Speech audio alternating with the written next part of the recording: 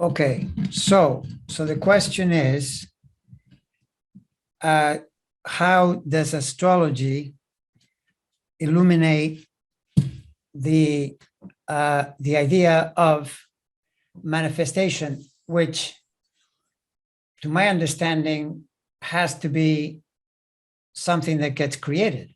Because if you're going to manifest it, then the logic is it hasn't been manifested yet. And this would mean both the obvious something that you bring into your life, such as a job, a house, a car, and even your own body and mind, right? Now, some things are more clearly material in that if you're manifesting a house or a car, it's presumably something that is, you can touch, you can see it.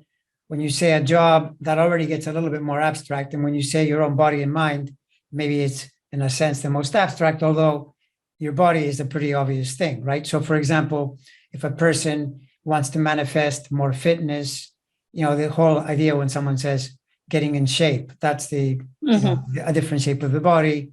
But it could be also on the mental level, because a person could say, I want to manifest more internal peace, right? So that's also a manifestation. So from that vantage point, manifestation is everything, in the sense that whether you are manifesting a place to live or you're manifesting a different way of being, you're always manifesting, right? It's always happening.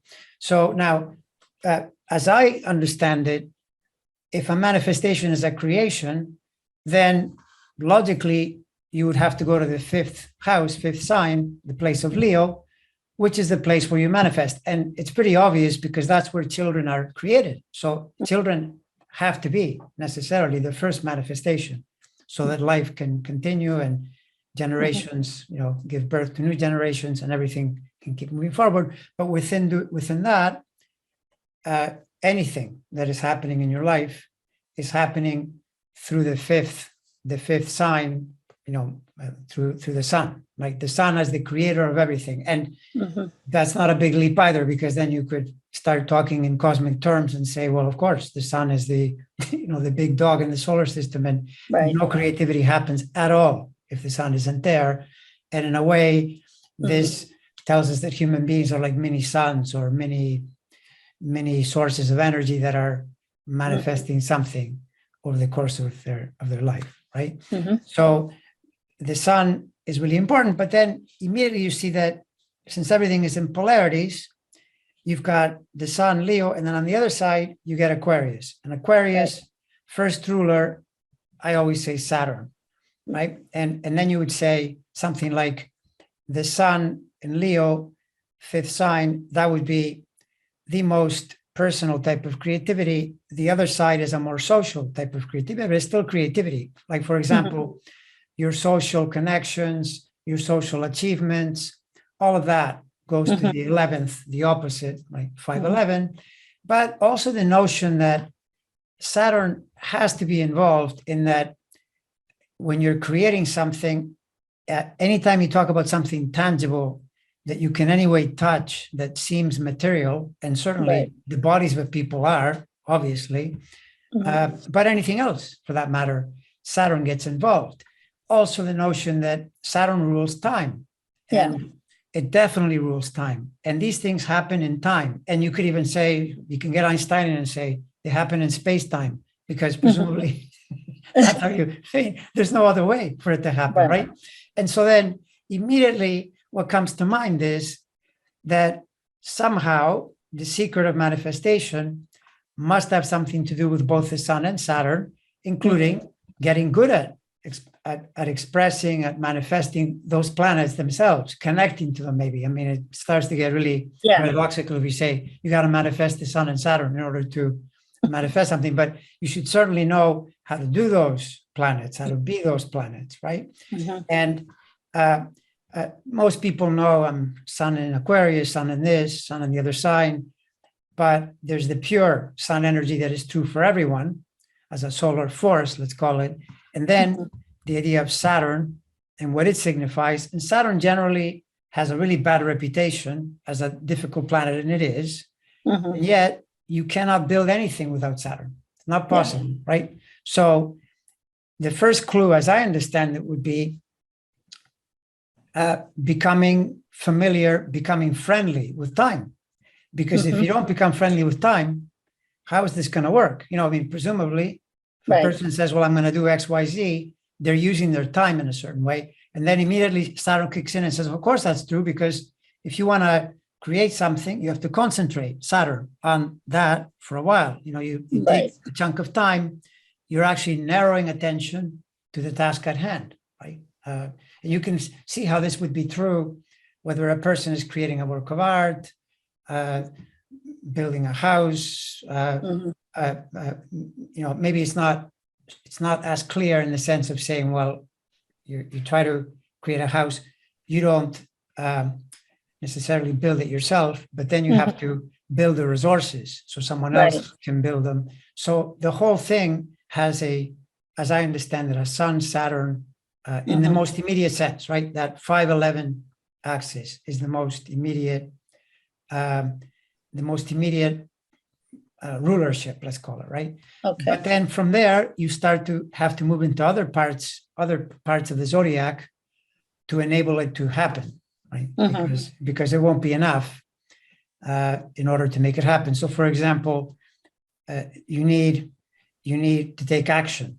You need the idea of action. In a way, you could say is Saturn, but really it's more Mars. Mars is the planet that takes action. Even if the initial impulse is solar, Saturn, I guess, talks to Mars. Mars is the one that creates physical action. Or, for example, Venus, which connects you more to relationships. That's also important. You're not living in a cave.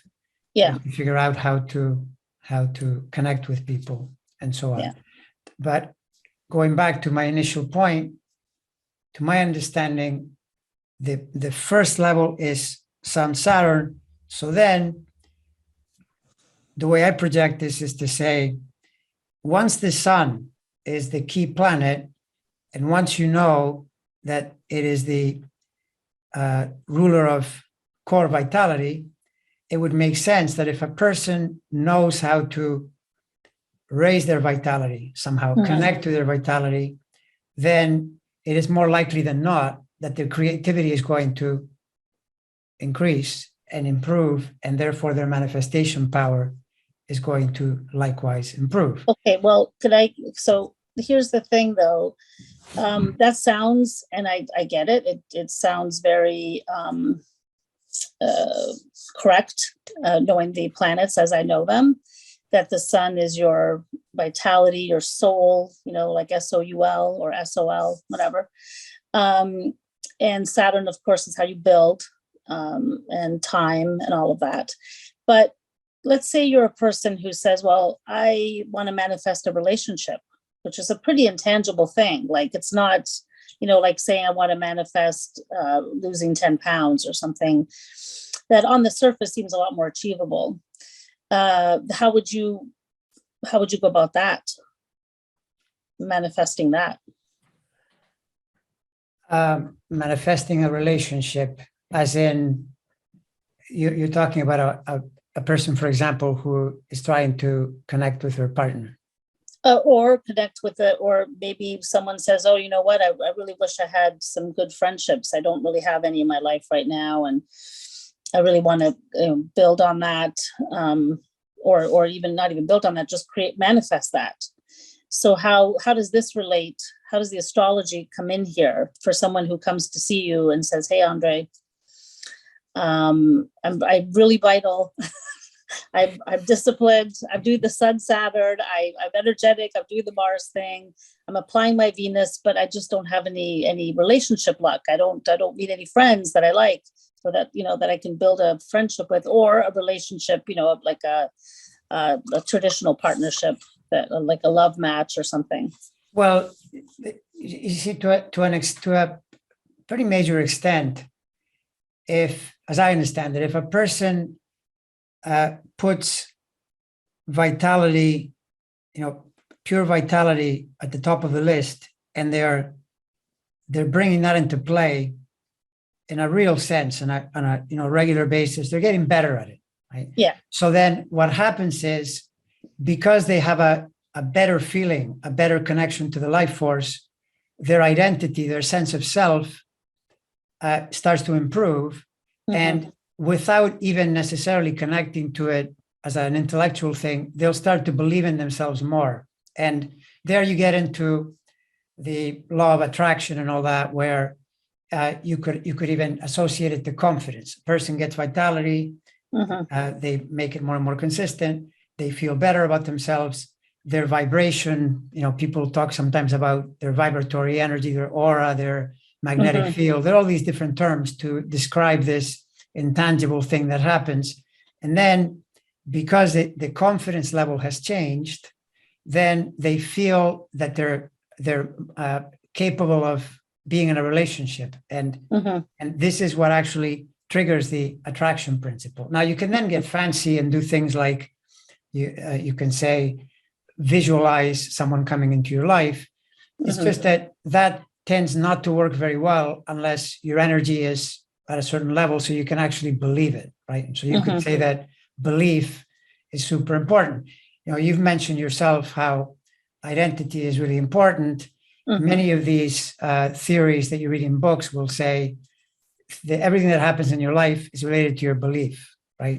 They'll say if something is not happening, it's because you have a belief system that is blocking it. You don't believe that it's possible, right? So once you start believing that it's possible, then it's more likely to happen. Why? Well, because it just does. You take actions toward it happening, or it just happens all by itself. Okay, but isn't belief Jupiter? Because now we have the sun, Saturn, you have your vitality, your confidence. Sun is also confidence. Yes. And then Saturn to build, but Jupiter's the belief. Is that's where we're going to bring Jupiter. Yes, Jupiter, you could even say Jupiter, Neptune. You get into the mental realm. So you get, if you don't even want to go to Neptune because it's outer planet, Mercury, Jupiter, you're getting into the mental realm. And yes, absolutely, belief. Yes, 100%. You'd have to say that. But then this is the thing. You see that the whole idea is that, as I understand it, if someone has vitality, the odds improve that they instantaneously, from the vitality, they get at least some portion of the belief, because that vitality immediately connects to confidence, and confidence creates that belief. I'm not saying that's 100% going to happen, but the odds improve. So you're still going back to the sun. So then how would you say to all of us how to connect really well with your sun energy to raise your vitality, to connect to all these things that lead to the others, like the Jupiter, the Mercury, the Saturn? What are the methods? Do you think there's some methods that work better than others? What are you thinking? Well, my sense is that the quickest way is to find ways to raise vitality. So exercise is very good for that. Breath practices are very good for that.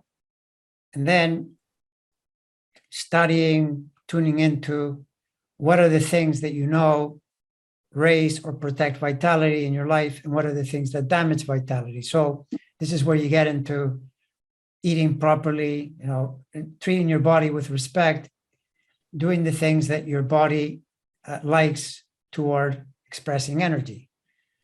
And for some people, one of those will work more than another, although they typically, there's a thing that they all end up working on the same level. And this goes to the biblical, the body's the temple, so to speak. Yeah. Body, you exist in a body. How do you do that? How do you manage it? And people try to get around that in different ways, but what they're typically doing when they get around it is they're buying sources of energy that provide short-term connection, but could become extremely problematic as time passes. And this can be something as mundane as tons of caffeine to things like alcohol. Then you can get into pharmaceutical drugs, things where you're amping up the nervous system. You're creating energy through some substance, but it's risky. because Yeah. over time it doesn't work as well. And so this points you in the direction of finding it in as natural a way as possible so that you can extend the energy release. So this is pointing us now to the 6th house, to health. So I'm just bringing up some of the different astrological things. So of course the sun, but the sun, there's all these lovely things going around the sun. There's the Mars to give you vitality and to direction and action. There's the Jupiter for the belief, the Mercury and Jupiter for the belief of the belief of the belief, thinking of the belief. And then there's the even the houses, right? You could go to the 6th house and say, how is my, you don't have to go to the house necessarily to see the condition of the house, but it could help you. So it's the idea of you're connecting to that energy of what I think of the 6th house, the energy, which is your everyday health concerns. Yeah, I mean, the thing is, though, that if you think about you could say that if you think about the core astrology and you focus on the primary element, and in this paradigm would be fire, because the sun is fire, Leo, Mars is fire, 1st house, Jupiter is fire, 9th. So you get that trinity. And so the sun activates the sun and Mars they're both in a way really related. So you get the sun is the purpose oriented, senses the need for vitality, gets the Mars going. Jupiter is the vision or the sense that you want to pursue this path, and then it starts to illuminate everything else. In that, if you're getting energy, if you're feeling better, becomes obvious that health is really important, which is the 6th sign. It's more of a Mercury thing, but it's the result of the fact that you've turned on the fire. The fire. And this is where, if someone is looking for what is the first element, I'd have to say it's fire, right? Yeah. And it makes sense that astrology starts with that way. In the Vedic system, they revere the 1st, 5th, and 9th. They consider those to be the most important auspicious houses, right? Everything else pivots around those. And so then it becomes easier to manage the earth houses, the air houses, the water houses, etc. But it starts that way. Now, the only thing that is the exception is the Saturn part opposing the sun in that polarity, because all of this is great, but it turns into happy talk, and Saturn is in the background going, yeah, sure, that's going to happen. For sure, you're going to get this done, because it knows you're being alive, you're operating in a sense against constant resistance, and you have to apply yourself in some way. And this is the blessing and the curse of Saturn, both, right? Yeah. See, the logic, what's really interesting is that then you get into this thing where you could say, since Saturn rules time, there must be some mastery of time, some kind of thing where you say, what is the wisest way you can use time? And this is where I think you go to the whole logic of be here now, or what Eckhart Tolle says, the power of now, because everything that you do happens in the now, right? Right. So whether you're relaxing deeply in the now, which is a great manifestation in order to feel good, or you're going to get something done, it happens in the now. And I think every pathological condition in the human realm is nothing other than the body-mind drifting around and thinking that it's not really in the now. It's not possible not to be in the now, but your mind tells you, no, I'm somewhere else. This is one of the things that one of my favorite Zen master described it as, when it's 12 o'clock, you're there, but your mind will say, no, I would rather be in some other, like 1 o'clock or 3 o'clock. Right. You can't, it's not possible.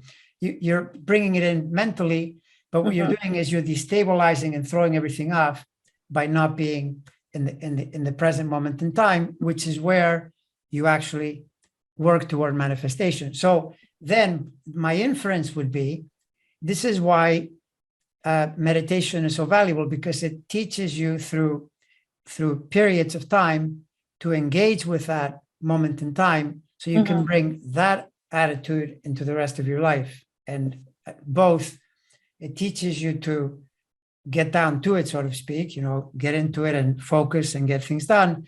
But it's deeper than that. It's a kind of an energy you start to be as a result of connecting to it regularly, you start to realize, yeah, I'm always here. So, Yeah. That's what's behind John Kabat-Zinn's, when he says, wherever you go, there you are. Right. No, and it's a great line. But the thing is, going back to the Saturn, because it's, I think, a really important part of it. I mean, we are in a place with gravity and a body. I mean, maybe then after we die, we could have a whole separate conversation about where we go. But right now, that's where we are, right? And when you bring in Saturn, it's interesting. Saturn rules Aquarius and Capricorn, which is air and earth. So now we're getting away from fire. And it is in the opposite house, the 11th. It rules the 11th house, and it rules the 10th house too, right? But yes, for the purposes of the sun, it rules. And so my question is, so now let's bring in the other elements and these houses. And just before you answer, the Saturn is interesting because the 10th house rules your public self, your career, how the world sees you. Am I correct? And the 11th house is groups and maybe even your position in the group. So you often see people with sun in the 11th house get pulled into leading groups throughout their lives, for instance. Yeah. So it's your place within the group, whereas the sun is what is essentially you, your own connection to your own vitality, which, going back to what you said about meditation, might be one of the things that happens when you meditate. You get connected to your sun. Yes. Maybe. Yes. Well, absolutely. Yes. Because with meditation in its purest sense is the idea, or rather the discovering your sense of being, and just as it is. It's why a lot of the great teachers will say you can't actually force it. You can't make it happen. It happens to you because it's already there. It's just who you are. And so in a certain way, you could say meditation is being really good at hanging out with yourself and just being there without any expectation. Yeah. So your natural being can emerge, right? But of course, as everyone knows, when you try that, what happens? That people always say, I can't do that because my monkey mind just kicks in and all I notice is my mind is thinking. That's the whole point. You hang out with that and you wait until your mind settles and it starts to do less and less of that. And over time, because you practice and practice and practice, which is, of course, Saturn in the background laughing and saying, I thought you were going to get this for free. Not possible. In fact, Saturn would say the reason your mind is doing this is you've spent years and years playing this game. So now you've got a habit that is entrenched and crystallized Saturn. So now it says, well, if you want a different habit, you're going to have to work and work and work to release until the mind gets quieter. And then therefore you can enjoy your meditation. But it has a tremendous effect, across the board, because as that mind, that so-called monkey mind, gets quieter, the capacity to manifest dramatically increases, right? Because identity improves, you will have more belief. Or maybe you're calmer. Yes, you're calmer. Yes, absolutely. And just that relaxation puts you in touch with a certain self-confidence that you have. That's just, we all have. It's just the idea. You hear a lot about body mind. So meditation is really about bringing your body and mind into alignment. Yes. So that also ties in to the idea. But can you talk a little bit about the Saturn ruling the 10th and the 11th and what you think about that vis-a-vis the sun? Well, the Saturn ruling the 11th, I said earlier that it's the polarity to the sun, and Saturn in the pure sense is the planet that rules anything material or even existential. Anything that exists has to have a Saturn connection. So in the 11th, you would say it's, as you said, it's your place in society, what you've actually materialized that allows you to now, for example, be in a certain social strata. Let's say, people that are, let's say that they're very rich, they hang around other rich people, or people that are a certain way, that are interested in a certain thing, hang around those people. But then the 10th is pretty similar, actually. It's in one way what you strive toward. The 10th is always in a way, you could call it your deity or the high point, and notice that it has something to do with Saturn, right? Meaning, even though normally you'd say, well, no, that should be Jupiter or Neptune. No, it's actually Saturn, the 10th. You're striving in a way for this place of manifestation. You're going to create something, right? Right. This to many may seem paradoxical, because to a lot of people, Saturn is the one that stops everything, right? But to me, that's where Saturn is, in a way, has been corrupted, right? And it's lost its way, because Saturn, being a concentrating force, is going to be on the low end, a depressive force, because that's what depression is. It's the body becoming concave, and you know, and by the way, isn't being in a constant state of negativity a kind of corruption of time? Because for you to be in a state of constant negativity, your brain has to be doing something. Like, for example, it'll be looking back and going, well, I didn't get anything done. That means I'm no good. Well, I'm not going to ever get anything done future, because I'm just too stupid to do it. This is whereas imagine that you come into the present and you're just here. And, think of, say, for people that, for example, isn't there a disease where your mind is kind of thrown into the present and you can't think about the past or the future? Yes, there's a brain disorder, and I can't remember the name of it, but I remember reading about it, where you basically only have very short-term memory. Right. And a person like that is unlikely to be depressed, because they can't think about it, right? They're just going to be where they are. They'll forget about it very quickly. Forget about it very quickly. So the whole idea is that if a person is getting depressed, Saturn has been corrupted, and now they're going to need to work to retrain the mind to not dwell in that way. But see, this is the other thing, right? Logically, I mean, think about it. If a person has vitality, the odds tend to dramatically improve that they're not going to do that. They're not going to be despondent and so forth, because they will have energy, which they'll say, well, I can always do something. I can engage, I can try. It's when the energy drops, which is another Saturnian outcome. That's where it's definitely Saturn has a bad reputation on account of that, because Saturn, if you said, do you associate Saturn to high or low energy? Low energy, definitely. Definitely, right? It tends to reduce the life force. So you got to get that Saturn-Sun polarity working really well to make sure that this gets avoided, that it gets. So, but what do you say to someone who says, well, all that is good, but, I need to plan. The Saturn's also planning. Like the reason I have the things I have now is because I plan for them, which involves, just thinking of not now, thinking of later. I put away money for my retirement. I had to think about that 30 years ago. So that when I arrive at my retirement 30, 40 years later, I actually have money, hopefully, to draw on from. Well, okay. So my answer to that would be your first plan, any plan you make, should always be to get your energy together, because that'll allow you to plan better. I mean, sometimes the logic, think about it, right? If a person is feeling, think of yourself. I know certainly of myself, if I make plans and I'm in a low energy state, or even worse, period, those aren't going to be good plans, right? They're often reactionary plans, where, for instance, you're feeling low energy, you're feeling whatever you're feeling that isn't good. This is where people, for example, if they're in that state, will reason to themselves, the problem is that I don't have the right relationship. If I just get the right relationship, then I'll feel better. You're coming at it from a place of low energy. You're more likely going to, if you are successful, which you probably won't be because your energy is too low, but if your energy is at all workable, that's when you can then make a relationship that is not going to be very good in the longer term, right? Because you didn't approach it from a place of strong vitality, of better energy. Right. So what do you think is the solution in terms of, we all have a chart, we all have the sun somewhere in that chart.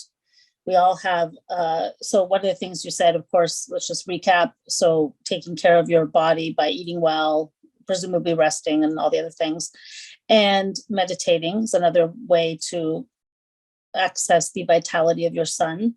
What else would you say? Is there something else that for any of us, knowing our charts, knowing the astrology, Is there besides, I'm gonna go ahead, I'm gonna do as you advise, I'm gonna meditate, I'm gonna take care of my body, I'm gonna eat good things, I'm gonna rest really well. Oh, and then I also know I have this chart.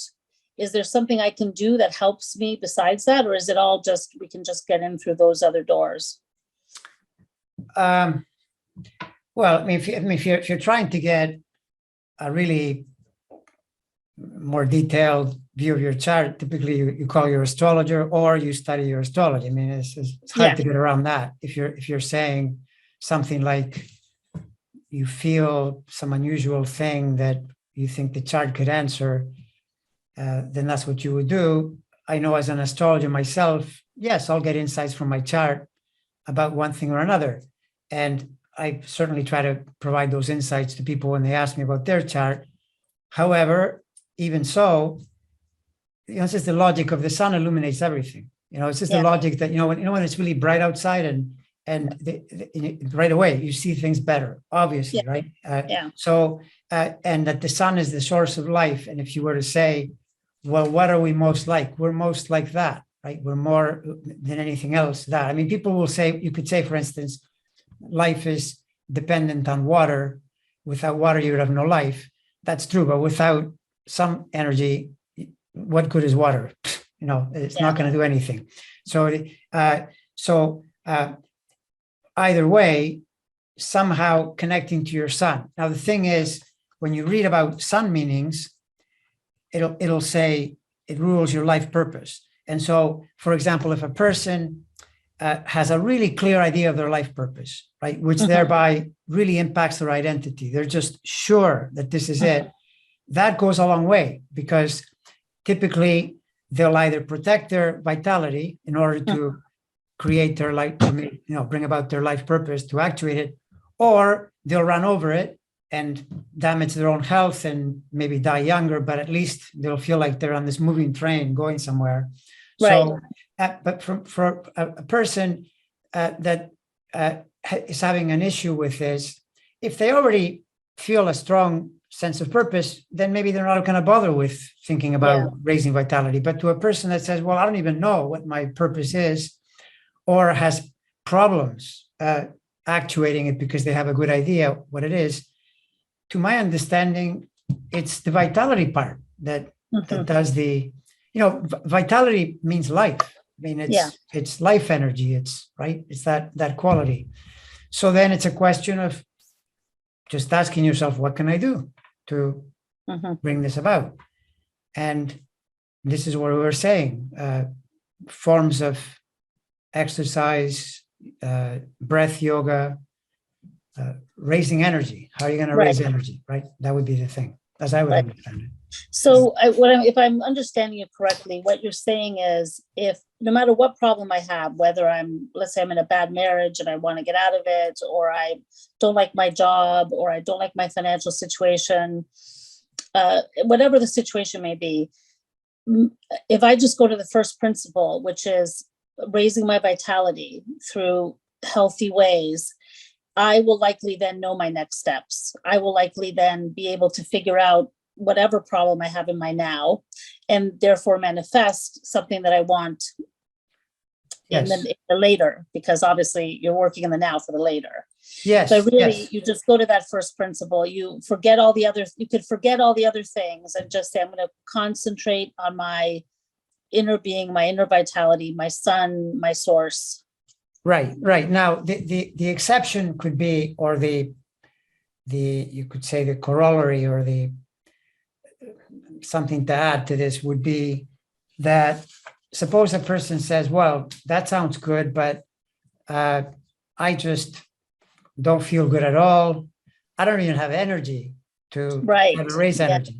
Well, then in that case, then there what you would have to do is you would have to first accept that your sun energy is wanting to reconnect, right? So the impulse is always solar. The sun says, I'm feeling horrible. I have no energy to even try to raise energy, but my solar self says, well, we got to do this. So then, for example, in this case, you would turn to one of the, call them the ministers of the of the sun, which in this case, the easiest one to point to is Jupiter. Jupiter is the vision that says, I would like to be that way and not this way. So even though many times when one talks about things like internal visualizations, prayers, wishes, the idea that there is a sense in you that I'm here, I would like to be there in a different reality, which, by the way, doesn't violate the here and now principle, because even all of this is going to happen in the here and now, right? But you could say, well, that's more Neptune, because Neptune is that, but really it's Jupiter first. Neptune is almost like a higher level Jupiter. Those two planets are that's why Neptune is in Pisces and so is Jupiter, and Jupiter is in Sagittarius. So you use the Jupiter to create the vision, and you pull on reality to bring you. So for example, in a case like that, it'd be the image of a person. For example, you're sick with COVID and you're just lying around, you're feeling terrible. You just be with yourself and use your imagination to pull yourself back to a place of vitality, which, by the way, it makes perfect sense, because isn't that the whole point? I mean, if you're going to be alive, you should feel good. Right. Hopefully. Otherwise, how does this work? If you're feeling terrible, most of the time, and you have gazillions of dollars or whatever it is, how does that help you? It's just not gonna. But you do hear people say that sometimes, and this is what happens, what you were saying about the corrupting of Saturn and getting to a point, where you're, say, depressed. And the problem with being in depression is you can't even access that Jupiter, because you can't. I've heard this. I've never suffered from depression, thankfully, but I've heard people say that when they're really depressed, the problem is they can't even get themselves to go out for a walk or do the things that would be helpful, because maybe they just can't access that visualization you're talking about.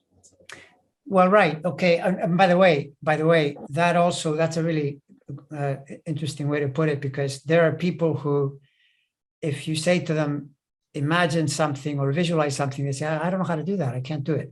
Okay. So when you can't, then typically it means you're not as visual. You're more likely to be a kinesthetically oriented, touchy-feely type, or perhaps more auditory. So then the idea is that you're using the here and now still, because you're always in the here and now. So you're in this here and now where you're just in a horrible state. You can't even get yourself to imagine anything because that's not your thing. Or, you just can't do it. You're stuck. Yeah. So then the solution is, and this is the revenge of Saturn, because Saturn will still say, you know what? You got to do this within the realm of time. You're here. You don't like it here, but you're here. So what are you going to do? So then the solution would be, for example, you bring yourself into the moment in time, which is where you are, and focus on your breath, kinesthetic. Your breath is your life force. It's always there. Go in and out with it and use the breath to pull yourself back. How many times? As many as you need. Right. Depending on if you've accrued something like 10,000 breaths of depression, you'll need 10,000 breaths of hopefulness, or 10,000 breaths where you pull toward restoring your harmony, right? Now, if a person says something like, okay, I don't like that. I'm not into that.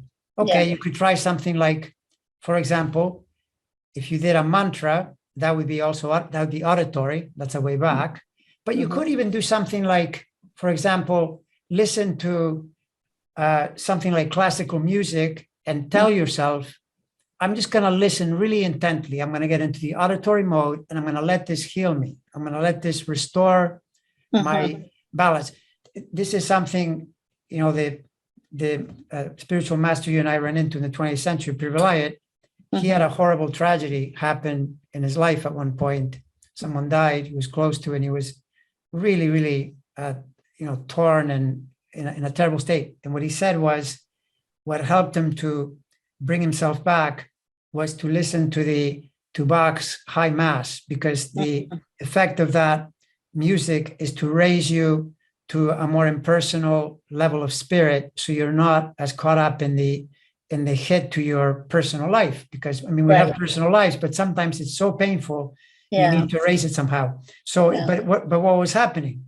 Any of this, you're what you're doing is you're shifting your concentration. See, this is the thing. We're always concentrating on something, right? Right. We're either we're doing it unconsciously, or we're doing it a little more consciously. And at the point where you make the choice to guide the mind into a new concentration, things start to change. But then Saturn always gets the last laugh, because it'll say, great, but you might have to keep it up for a while. Right. And then if you ask the question, how long, that's the wrong question, because Saturn will say, as long as it takes. As long as it takes. As long as it takes. But the thing is, if you are very committed, it tends to take a lot less than you think. This is the classic thing where, have you ever been in a situation where you need to clean a closet and your energy is low, and your mind makes this picture of, oh my God, it's going to take a week. And so then you go, I'm not going to even start. I'm not going to bother, right? And then you get some energy and I'll go and clean the closet. And it takes you 45 minutes.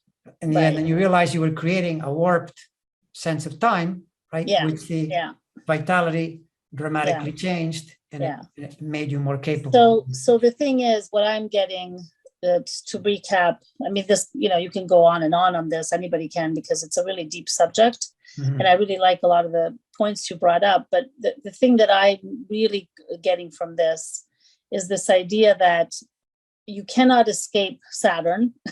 Saturn is literally time. It's time. So we're in a time zone. We're in a place of gravity and time. And your sun is the vehicle you're in a way. Well, of course, the body's the vehicle you're in, but the sun is your source of energy, your source of everything. Some people can even call it soul.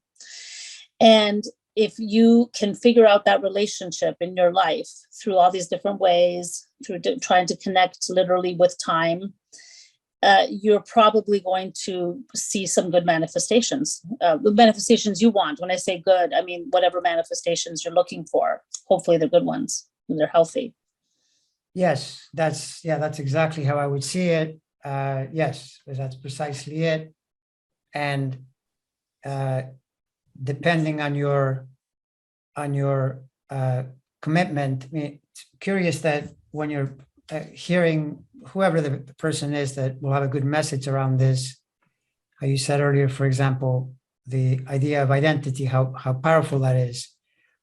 One great thing that I've come across by a great teacher was the idea that identity is affected by your commitment to something. That's Saturnian, by the way, too. Saturn, in a sense, I'm going to get in there.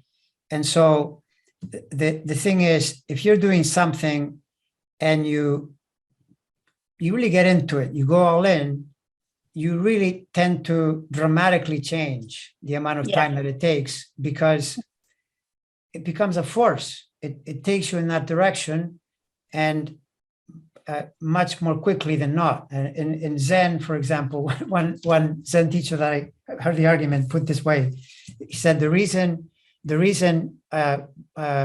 mindfulness, minding your breath, isn't working for you is you're not really serious about being with the breath. You're sort of serious, but then your mind drifts, and nothing in you says, I need to do this in a really committed way. And as soon as you do, you discover that what the person called, the Zen master called, your way-seeking mind, the mind that is really making that connection. And you're not seeking anything in particular, but by doing that, you're finding your sun, right? And your sun then, for example, if I find my sun, I'm still not going, very unlikely that you'll see me play the guitar or whatever. I'm not going to do that.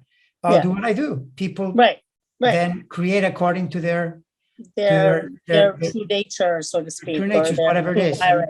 Exactly. So that's where, for example, a person who happens to have a lot of Virgo loves to do things with a lot of detail.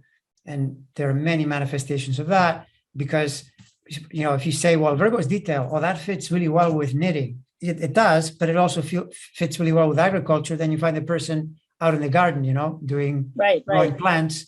And so it's never simple to tag exactly. And then that's why when people look at the first thing people learn is about their sun signs, and they learn all these qualities, and usually they can say, well, I can connect with at least a few that are listed.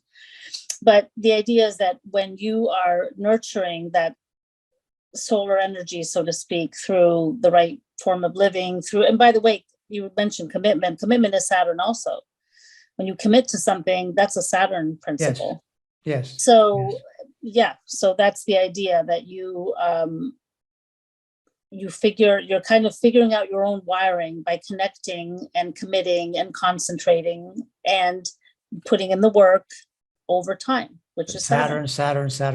Yeah. No, it's true. It's true. We live in Saturn's world. There's nothing we can do about it. Because you're getting that polarity of the sun is the impulse or the pure energy, but then the Saturn actuates it. It's the pathway. It's the thing you have to do in order to have it happen. And the notion becomes that if you think about when you're doing something, because this is the other problem, right? A person can hear this and say, well, okay, that sounds great. So I'm going to create X, Y, Z, whatever. Well, if you're not going to enjoy it while you're doing it, that's another form of hell, right? If a person is always upset, oh, I got to do this, but I'm trying to build whatever. Logically, you want to create things and have fun while you're doing it. Well, how do you have fun? You're totally into it. It's like when you're playing. When you're playing fifth house, the sun loves to play, right?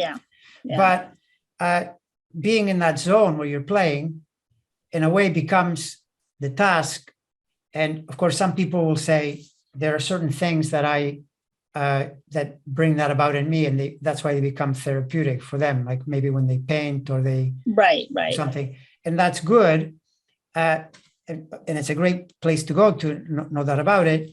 But I would add on to that the notion of just being with yourself, the so-called beingness, which is the pure sun, where you're not necessarily putting your mind on something that allows you to just escape the torture of time, right? Because if I paint, I just forget everything, right? Right.